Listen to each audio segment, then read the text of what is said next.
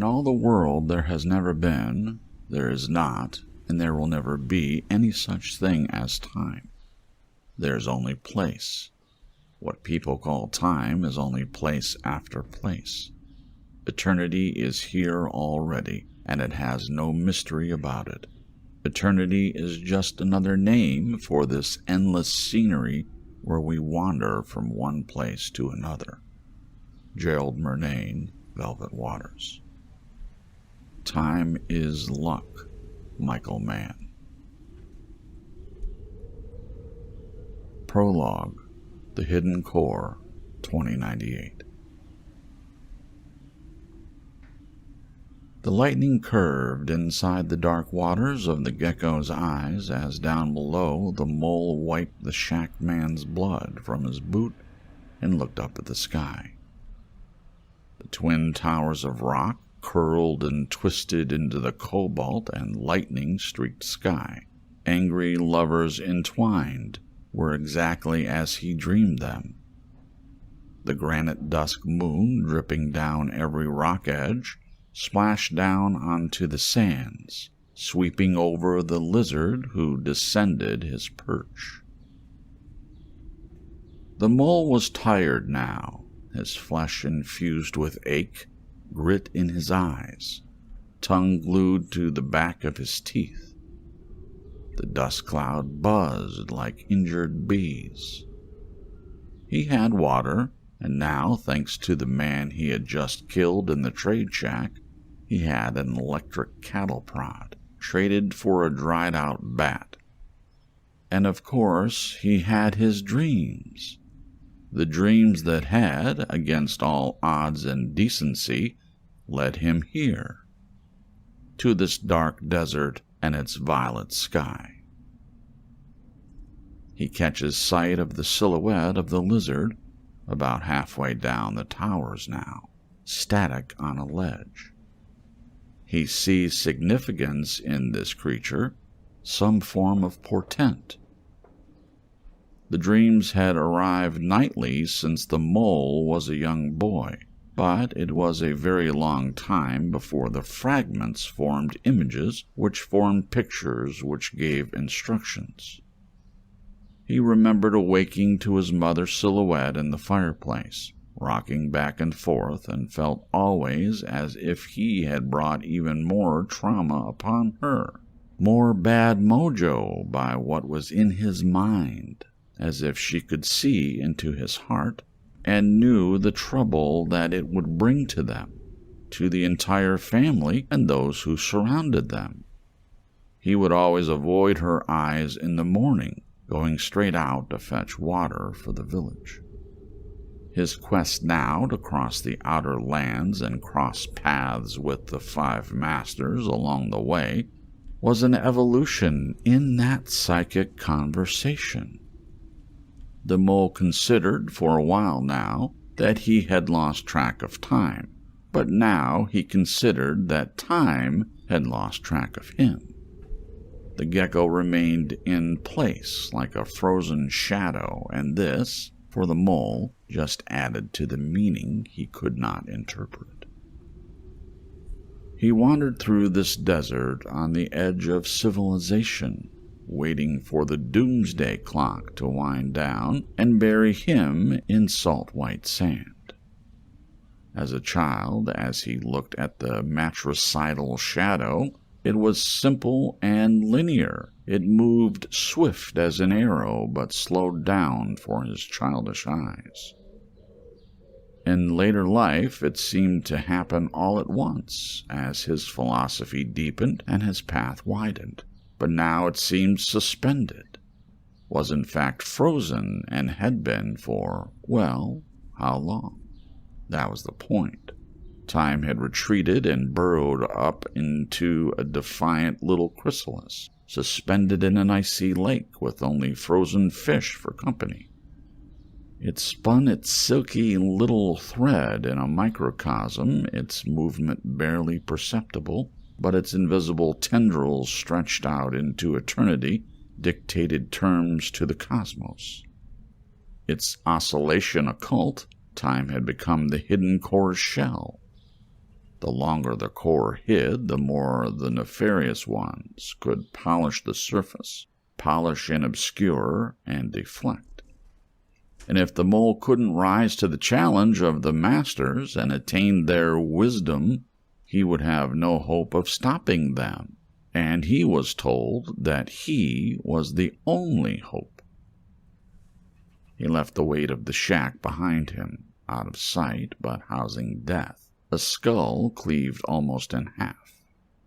The mole found these bodies harder to leave behind now, and it's almost as if the ones who deserve to die the most are the hardest deaths to swallow. He had to call on words from the past for comfort. The same voices who told him he was the chosen one also told him that the hidden path grew in secret but would soon emerge. The lizard had moved. He scanned the ledge to find him. He was told a sign would show itself somewhere around this leg of the journey. The lightning shook the sky again, and now every jagged point of rock resembled a potential lizard or ant or neo-snake, and two images were superimposed upon one another. He tightened his grip around the instrument he knew only as a pain stick, moved his thumb up and down an inch across the metal barrel. The weapon was comforting. Even though the mole had been willing to die just days ago, the weapon was comforting. Did he dream all this long ago and all at once, as a child? His friend was by his boot now, nestling up to him like a cold-blooded puppy. Yes, the gecko was one with him. The gecko understood his journey, even though the gecko understood nothing at all. Part 1. The Hidden Core. The Non-Infinite Loop, 2025. You have been watching the bookshop for 3 hours now. Watching the rain, perhaps, but that is surely incidental. What did that writer say about the rain? Ah, fuck it, you think. Writers connect the dots. They're not forced to live between them. Like you, like Samira, you take the lessons which resonate, but you take them to the darker world of practicalities which, for better or worse, you inhabit. Really, you're watching the candle glow orange of the singular window.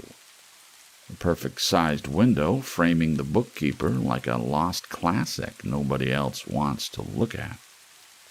The sky above the shop is a little too low, hemmed in, dirty and silver. Every so often, water pools too much in the dip in the ornate awning, and this causes a slosh to slide into the pavement and explode like a watery supernova. There is little variation between this, the bookkeeper's movements between the shelves and the counter, adjust his lamp, ornate, take regular sips from his coffee, which seems bottomless, and adjust something on the out-of-sight shelf above the counter, a clock perhaps. You try to remember from your only face-to-face. People pass by the window on the street side, but not many. One black dog, disheveled even before the rain came, was the most exciting thing to happen. Your car is too warm, and this CD, once a favorite, started to annoy you an hour ago. The green glow of the console dials are at times mesmerizing, caught in both limbo and afterglow, due to the night that's now as blurry as the present sky. You've been on this case for 3 months now, but it seems longer. This case has also been on you, and your mind hates them both. You would have liked to have dedicated more time to it, but time has been limited. In fact, you feel like time is being pulled down the cosmic drain, like the water gushing into a grate by your front tire. The Doomsday clock, isn't that what they call it? You shiver, top off your coffee, and notice that there is a moon tonight after all. But it's that kind of dying sun moon, defiant silver on the cusp of night. You shiver again. Now you have to ask yourself once again what the hell you actually plan to do if Samira is in that back room, or more likely the hidden antechambers in the climate-controlled book storage basement. But Teller could barely get to the back room where they keep their so-called esoterica. That's like calling a stripper an exotic dancer. At least based on the few clear shots that Teller did manage to fire off with his antiquated but handy spy cam gizmo. He thought he saw an outline cut into brick, partially obscured by books, which could be one of the so-called hidden rooms, but also said could just be a substantial settling crack. Couldn't get close enough to tell for sure. Said the whole place seemed as cracked as the bookkeeper's psyche, and the thing with hidden rooms is they tend to stay hidden, oblique, until all involved tumble into their respective void or grave. The bookkeeper has been on your radar since around the time of the Filial case on the very edge of the western part of Chinatown. They didn't really call it that anymore, but like misnamed sex workers, those things have a tendency to defy categorization and stick around. You shiver once again, a double barrel this time, and clench and unclench your fists. Did you take more thorium than you remember? You recall a double drop, followed later by another double drop, 4 in total. You suddenly realize that the car is silent, the music has stopped, but you have no idea when. You were sure you have set the CD on repeat, since when was a loop not infinite? When a serpent finishes eating its own damn tail, that's when. Regardless, you need to make a decision here. Wait, go in, call Teller, go home. Check your glove box without even thinking about it for more thorium. When you catch yourself, you check yourself and then admonish yourself. What are you thinking? Never on a case. You check your eyes in the sun visor. Wait, go in, call Teller, go home. Things feel dreamlike. This whole evening has felt dreamlike. And now a flyer from the other side of the artist formerly known as Chinatown has fallen into your lap, backside up, the resultant avalanche of the overstacked box. You turn it over to see jet black etched on matte pink, forming the mysterious purple sign. Except it's not purple here, it's black. A homemade flyer for Samira and her best friend's favorite band. It represents only information or evidence you could dig up on the experimental 5-piece. You opt for the radio instead, bend an old-fashioned silver knob. A nasal whine and perfect to assured pitch, they're going back and forth with too little moderation. The voice between them is small. They aren't talking about the Doomsday clock. They're talking about an economic policy. Well, that lays squarely on the pile of books you haven't read, though you still sense an air of meet the new boss, same as the old boss. Your coffee is depleted. Why does your foes last forever? How many cups has he had out of that thing? Maybe even his coffee is esoteric. You want to change the dial, but can't quite bring yourself to do it. Fear what lies on the other side. The console hypnosis returns, and while the edges blur, The dullest tingles form a web in the back of your knees, and the window you are watching softens. The bookkeeper's silhouette transforms into shadow. Your eyes are pulled back from somewhere distant to the logo on the styrofoam. Shit! The window! It occurred in a heartbeat, or at least the transition did. You were so distracted by the change in the light that you missed the exit of your quarry. Did you fall asleep for a second? Where did the bookkeeper go? And why is the light in the shop window icy blue? You've heard of secondary callback on prolonged doses of thorium, but didn't think you were much above the threshold. This time the shiver has evolved into something both sharper and deeper. Not even willing to stick to your bloodlines, this one's off the reservation. A lone renegade telling you something is wrong and it's fight or flight time. You have to go in, and if you were thinking at all, you'd be thinking, why am I so afraid? You have to be sick or mad not to be, but not like this. The glove compartment is still open, so you root through the hemorrhaged paper for your old police-issue Glock. A comforting object even when empty. Then you jump out of your skin and your shivers chase you. An alarm? No, fuck. Your phone, you fucking idiot. High-pitched and electronic and hiding amongst troubling flyers and expensive receipts. It's Teller. You should have muted the thing. Stakeout 101. And he sounds urgent. Unless something big's happening, you better get over here. Here? Where? Green Eaves. The hospital? Why? You remember Yai Ping. Which brother is that? The meat-packing manager?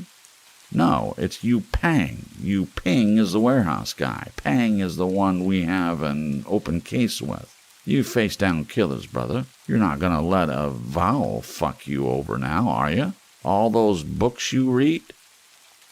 Your partner is entitled to this little shot of sarcasm. I can't imagine Yu Ping's up too much now. The McFrenzy brothers got through with him. For some reason I thought he was convalescing at Green Eaves. Well, check this shit out. He scarpered, left an IV trailing behind him, not been seen since. But guess what was spray painted on the wall above his bed? A forwarding address? The purple sign. Longer than the night, 2030. All I was ever told was that the light turned purple. I was to disconnect the drive by both SATA leads simultaneously, and that I had a 5-second window to do this. So, in other words, my mission centered around the one part of the entire data center that I had absolutely no understanding of. But what choice do I have? This was a tall order as well.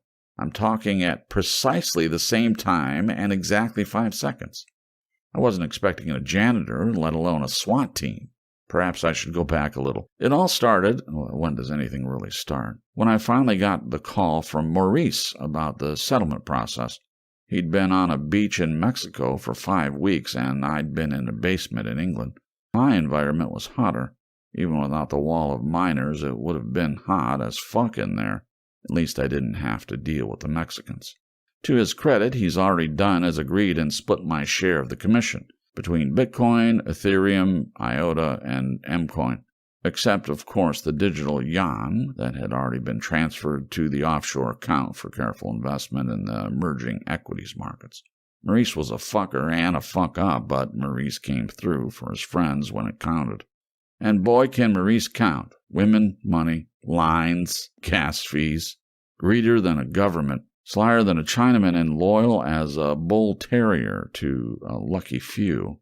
Point is that apart from Maurice's little sabbatical, this particular global settlement had run as smoothly as his code. Let him suck up the mojitos. Let his endings be happy. Just would have been nice to know what the hell he was doing. could have halved my anxiety and my anxiety time. So, like I said, that's kind of where it all started. Maybe it goes further back to MIT, but that's for later. Maybe. And while I waited for a call from Maurice about whether or not our business with our East Asian brothers had concluded successfully, I had nothing to kill but time, which to begin with was mucho finio. But before I knew it, the monotony was getting to me, and it turned merry old England wasn't so merry after all. Started to wonder if it was meant to be ironic. I really can't see why so many of our countrymen are interested in the so-called old world. I thought my Anglican sabbatical would be easier. In my younger days, that's pretty much how I lived anyway. An endless subscription to streaming platforms, microwave burritos, Domino's pizza deliveries, sex hub, and video games. Oh, and a bit of trolling on EgoBook. Always fun. But I swear at times I started to think that old webcam of mine was looking right back at me. Not in the way you creepy fuckers usually roll, but like a literal and organic eye judging me. I mean, with everything that's come out in the past few years, it's become real difficult to assess paranoia levels. It's like that old expression, just because you're paranoid doesn't mean they're not really after you. So I had to distract myself half the time with side interest in this and that. Cheap kicks to stave off the truth and tedium, going darker, going deeper, going more extreme when I got bored. The neighborhood wasn't good, but the street was quiet. I heard some shouting one day that turned out to be an anomaly. Glitch in the matrix. And there was nobody else in the house but me and this old English lady. She left me alone, and I left her alone. The usual deal, once in a blue moon she'd come down, but she never, to her credit, never just walked in like a starlet. She had respect, I had respect. But the boundaries of that exchange were pretty narrow.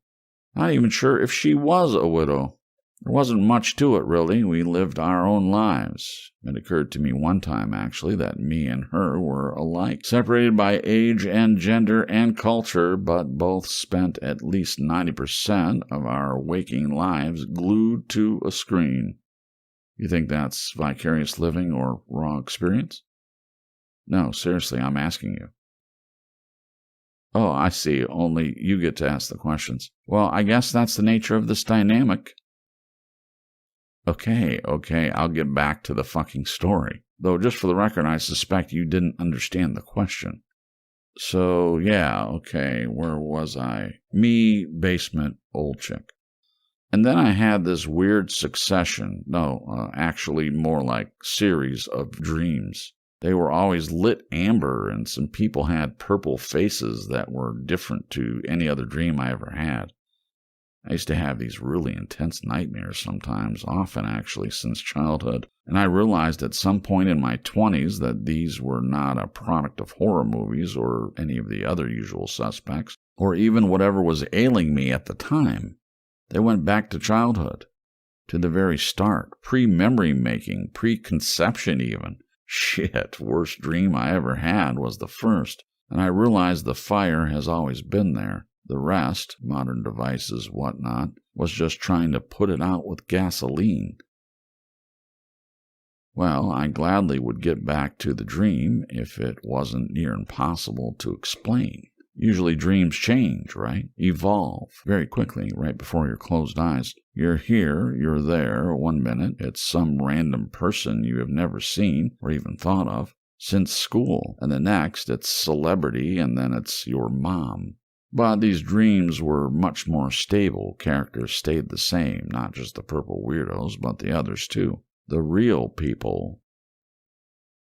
They were people I knew as I knew them, and few had revealed themselves to be demons, monsters in disguise. But I always got this funny feeling that it was a sequel dream, because that's the other thing from when I was younger. Dreams often seem like follow-ons to earlier dreams, but I was never sure if they really were, or a false memory or a component of the new dream. Like some people say dreams are real. What if you remember that? Like real memories anyway. I'm not trying to avoid the question. All I can say is that they were more dreamy than usual and repetitive. People talk for a really long time about bullshit or technical stuff. But it was not like a dream conversation. On and on it went. These conversations seemed to last longer than the night. Longer than any real-life conversation, that's for sure. There was one character in particular, though, who stood out. I called her the Medusa Queen because her hair was shaped like snakes and writhing like snakes, but not actually snakes. And she'd always be sat in this electronic throne, quoting Shakespeare and Michael Saylor, and she eventually said, "Beware Satoshi." That's what she always called me for some reason. Satoshi, like Satoshi Nakamoto. What? Am I? Are you kidding? I fucking wish I was. If I was that freaking smart, I don't think I'd be sat here.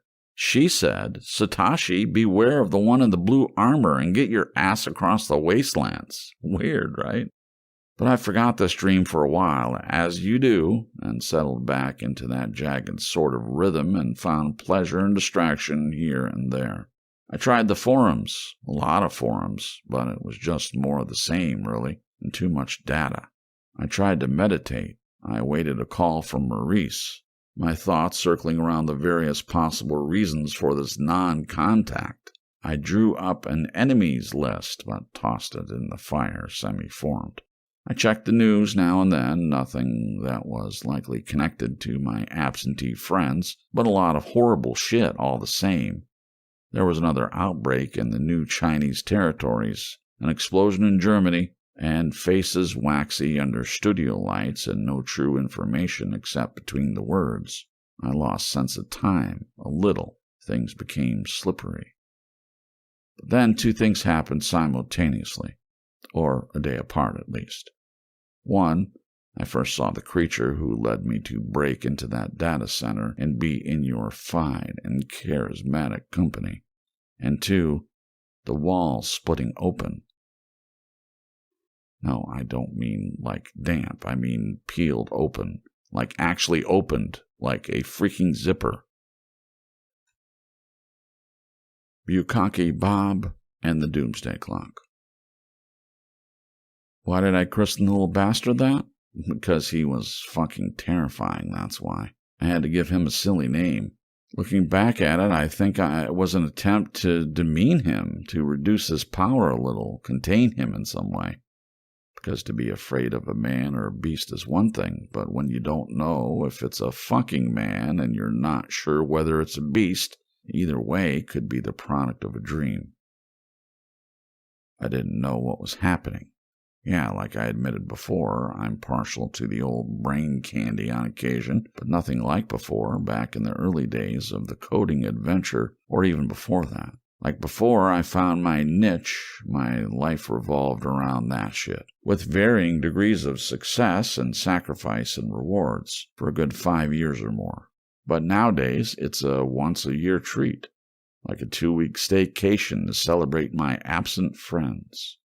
But to get back to the point, my drug use has stabilized by both choice and necessity, but obviously, when you are in an old English lady's basement for a really, really long time, with no company that isn't the other end of a fiber optic rope, then yeah. Thorium, fuck no, that stuff's crystal meth for the smartphone generation. I tried it, but no, I'm not that hardcore. It makes time too shaky. I was actually lucky enough to get some of that old Cali shrub. You people know how scarce that is now. Organic gold. You're the ones who scorch the fields, after all. A lot of fields. Plus, the lady had some pills. Some expected poppy pain meds, etc. Others, I don't know why she had them. Hard to believe they were even there. No, I didn't steal a nice old lady's meds. I stole a vacant old lady's out-of-date meds she was never going to use. Full files that expired in 1975. Well, the seal was broken, but they were full. So you're probably asking yourselves now what I was asking myself at the time. Was I hallucinating? Well, I don't know. Although some drugs, mixing drugs, albeit lowish doses, plus anxiety about the transfer, plus concern about the money, plus the dreams and isolation could all add up to a breakdown. But I don't know. I thought I was pretty sane, very sane in fact, for somebody living the lifestyle I was living. The food was okay. She did know how to cook, and sometimes would deliver me these little Father Christmas-style food parcels just outside the basement door. Like I said, she was respectful. We both respected one another's boundaries.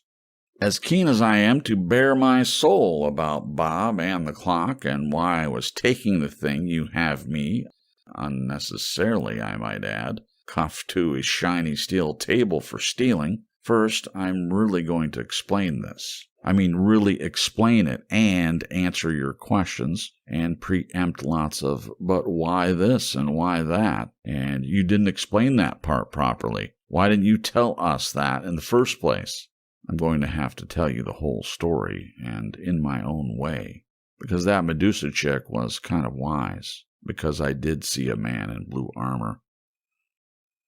Yes, before I met Bob and started laying down the law, I saw a man in blue, and whether it was connected to the dream or random eschatology coincidence, he was up to no good, and I was pulled into his orbit. I knew that I should just lay low and kill my time. I mean, some people spend their entire lives on the internet. My sister's kid lives there, born late enough to grow up with it, and it's been school, social life, and career for him. So if half a generation can live a digital life, you think it could have occupied me for 5 weeks. But I had to get bored, didn't I? And I had to peek through that low-slung basement street-level window, didn't I? And I had to see the black shoes and the blue trousers and the blue shirt. And I had to see a United States postal worker, because at some point the Brits copied our postal uniforms like they copied everything else, doing what postmen should not be doing. Not stealing post or poisoning dogs, stealing data. I don't know if without my training I would have known what the hell he was doing, but I may have found it odd. When your postman acts like a cable guy and is furtive about it in the process, you know something is wrong. Or not right, at least. May 17th, that's when. I know the exact date because my quantum tokens went unexpectedly to the moon and back on the back of a bunch of IMF transfers designed to combat El Salvador's mass Bitcoin adoption, and I have, or had, a couple thousand of those bad boys. Just about the last coin I expected to make a decent money on. But that's crypto for you. Actually, I was even thinking about buying my landlady something to make it up to her for stealing all those pills. A better TV, perhaps, or at least a bigger one. It really was a shitty TV.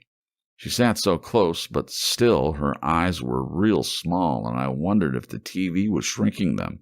But I figured it was those big old lenses she wore. But one day I see her shuffling around as the sun's coming up, and they're dark. She doesn't have the glasses on yet. They're really that small and dark, too. Like the TV was shrinking them and maybe pulling all the color out, too.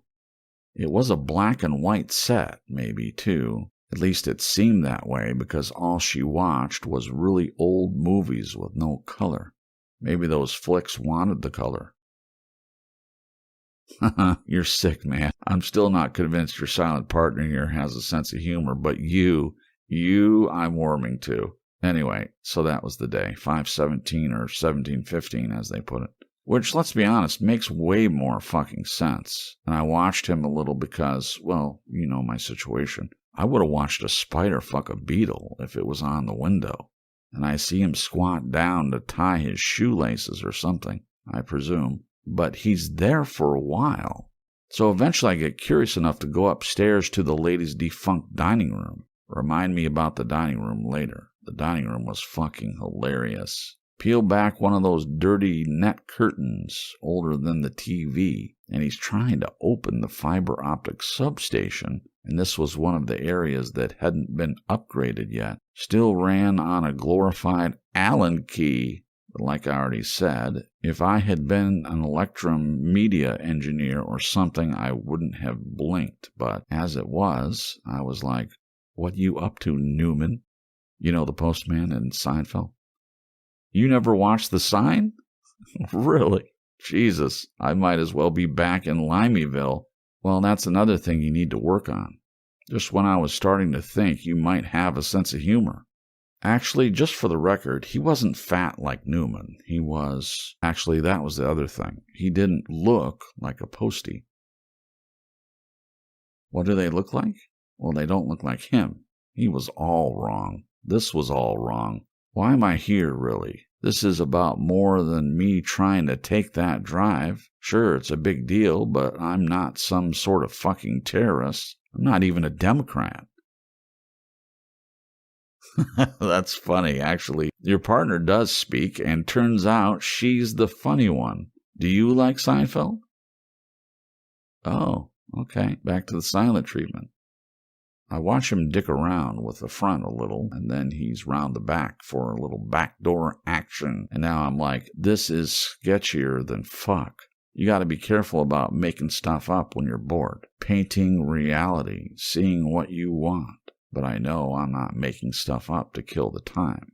As a professional or as a citizen, he shouldn't be in there.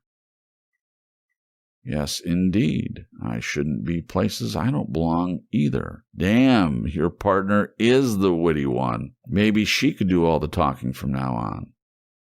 I can't believe it. A smile. I actually got a fucking smile. I didn't really see how I could challenge him, but I continued to watch. He went away, back to my instant noodle, my porn, which was becoming a real joyless exercise, by the way. Got so I couldn't even lose myself in a good video game, which is the one constant in my life from the spectrum of the PS7. I tried to write, not fiction. I never had any talent for that, a diary. But I didn't want too accurate a record of what me and Maurice had been up to or my plans. So I tried to write, but it never really came out right. He's back the next day, delivering mail again. I figured if he wasn't a real postman, I might see somebody else, somebody more postman-y. But no, there he is, once again. This time, he didn't go near the substation.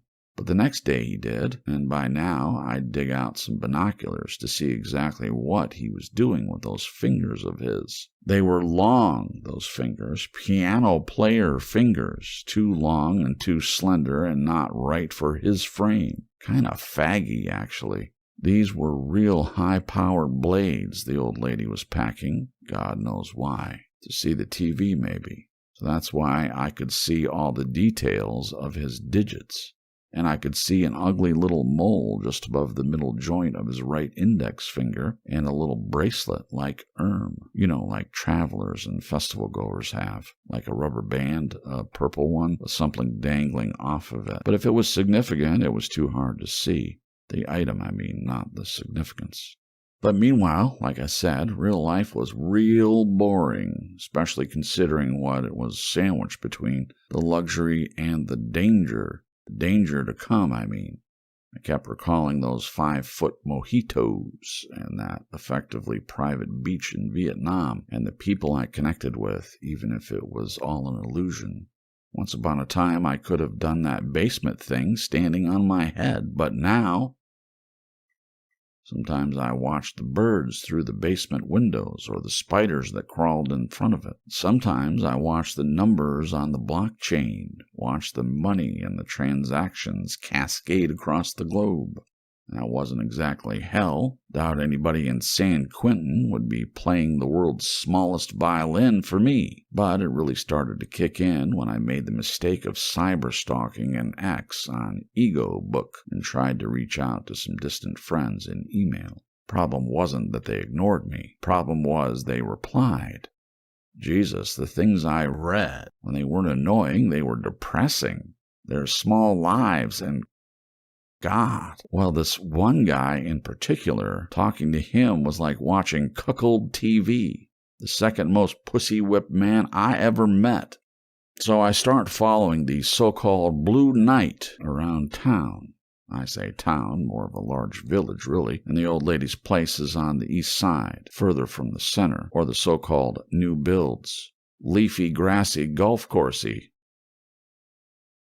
You don't need to know about the topography. Well, you kind of do, actually, because the topography is about to get a whole lot more weird. You guys know anything about psychogeography? That in the training manuals? No takers? All right, doesn't matter. Fuck it. I'm following him around and around for days, and this motherfucker seems to walk in circles. Weird, tight, concentric circles, but occasionally makes these fascinating deviations. Sometimes he enters a shop and is there longer than is strictly normal, but not really long enough to be truly suspicious. I'm sure you guys know all about that. Imagine half the job is separating suspicious activities from coincidence. No such thing as coincidence? I thought that was just something people said in old-school network cop shows. No such thing as coincidence. Okay, I'll shut up and describe the shop. The shop was a news agent, the only distinguishing features of which were a couple of old plastic animal statues. I mean, like you might see at a kiddie park, but like the real old defunct ones that you can't believe they haven't already replaced or thrown in a giant skip 2 decades ago. Faded, chipped. Shit, one looked like a shark had taken a big chunk out of its side. The bear one. And there was a camel, I think, but a camel standing upright on 2 legs, if that makes any fucking sense whatsoever. I don't know why they were there, and I can't believe some feral teenagers hadn't stolen or smashed them years ago. But like I say, nice part of town. Not sure this town even had a rough part. Seemed kind of insulated.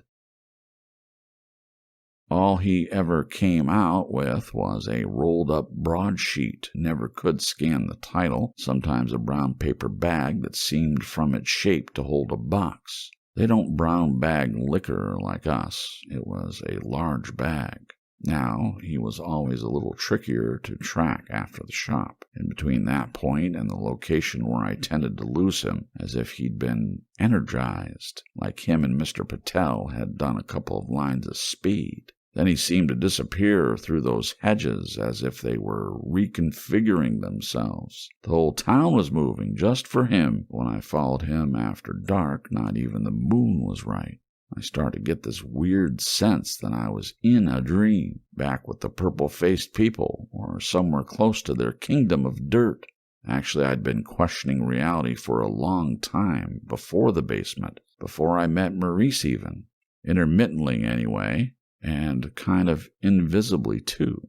But then, when I lost him on the 6th day, something else happened, and I couldn't decide whether it was weirder than seeing the postman messing with the junction box in the first place. A pub. I didn't know the town well, admittedly, at all, but this pub seemed to appear on a street corner overnight. Could have sworn on the old lady's life it hadn't been there the day before. Not a brick. There was a big old oak tree in the car park. That may have been there, but the pub. Yeah, sure, I know it must have been. And I just got lost, but then slimy little demons don't usually lurk behind the basement walls of a stranger either, at least not in the literal sense. There's a large car park, common over there in what they coined family pubs. Imagine taking your fucking family to a bar. Limeys. They drink like Koreans. There's a nice long path, and either side of the street end there are 2 trees, symmetrical, of a type I've never seen. Building is pretty new and generic, but the windows look more like an English-themed pub, like you might have found in old NYC, and they're real dark. So I entered its, shall we say, cavernous depths, for this was definitely a different animal on the inside, not the right interior for the exterior, like a movie production trick. And I remember thinking, thank God I didn't come here at night. No way could I have handled it at night, but I couldn't tell you why, not for a second. Would have chastised myself at the time, but now None of this was making sense. I imagined seeing the postie at the bar, propping it up, usual later middle-age loudmouth tossers. Yeah, that's their slang. Their slang's better than their food. Opinionated tossers. That's what the old broad said when I asked her about pubs. You know the type, loud as motorbikes, putting the world to rights with their mates, not a GCSE or brain cell between them. Most animated I ever saw her get. Most fluent, too. Wish there was more, but there never was. I imagine the postie being that kind of alpha in a teeny-tiny pond. Vacant young girls in the corner, like they can't find their way out of the shadows and think their fucking phones are going to light the way. I remember a newspaper, too square and perfect in white, big headline taking up too much space and crushing the byline. 1 in 5. What? Where? Who? I don't know or care, but all the same that headline gave me such a sense of impending doom. I'd forgotten why I was there and was inexplicably afraid to approach the bar, to stand there and order a drink. I was never that nervous, even when I was young and nervous. There was a far-off TV in the room, too big, and I couldn't even read it beyond the flickering blue and red light, muted. And it all, for a flash, reminded me of a dream, somewhere in a sequence. I'd been here before, but maybe not in this body. No, clean and dry. This whole man in blue armor quest thing had sobered me, and remember, I hadn't met Bob yet. I'm still getting to that. Haven't even gotten to the part where the walls part company and the bricks bleed secret slime. This all seemed to be prelim now that I tell it, in fact, something designed to soften me up, fatten the sow, so to speak. Talking of fat pigs, I see one at the very back of the furthest room, all alone and dominating his table, like an outcast from the fags at the bar, like they threw him out for eating up all the bar snacks. I'm not being catty, Agent. He looked like a pig in a very real sense. The weird quarter light of this freak pub didn't help with that. Help with him. Cut off some of his angles, replaced human skin with pig flesh, like the pig man in that classic sitcom you don't watch. There he is, one of the pig men, in all his glory. Crisp shirt, nice and clean and expensive, royal blue, and he smiled at me as if he were waiting for me, expecting me.